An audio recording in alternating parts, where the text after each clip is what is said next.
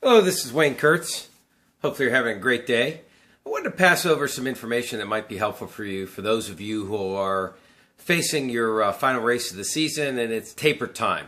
It's always this exact science and there's so many different ways to look at tapering, but I put together this blog post today specifically for those of you who are doing ultra distance races. It could be a triathlon, cycling race, a running race, something of that nature. And it's something I've been incorporating over the last several years.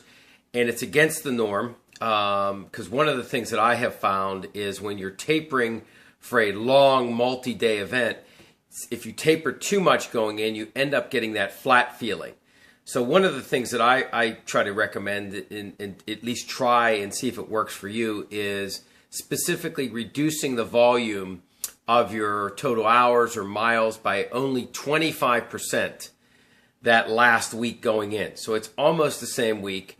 You change a little bit in terms of the speed work or hill repeats where you reduce it by about 50%, but increase the intensity. So shorter but harder, which is an old theory that's been around for a little bit, but don't reduce the volume back so much. Because one of the things that I think we all realize, if you're doing a long race, it always comes down to the last 25% of the time. Most of the time, depending upon what race you're doing, that will dictate how your race is going to go. So when you're suffering the most, how do you get through that? So one of the challenges has been with these long tapers going into the big event, you feel flat the first couple days.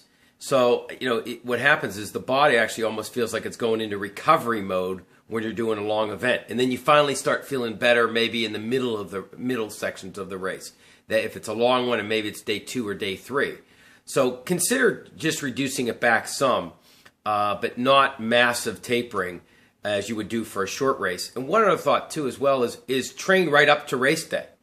And the day before is just releasing nervous energy, maybe do a 30-minute run, 30-minute bike, and a 10, 15-minute swim, depending upon your event.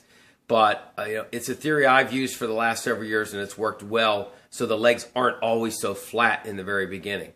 So consider it, take a look at the blog post, and good luck for all of you on your final race of the season. Thanks.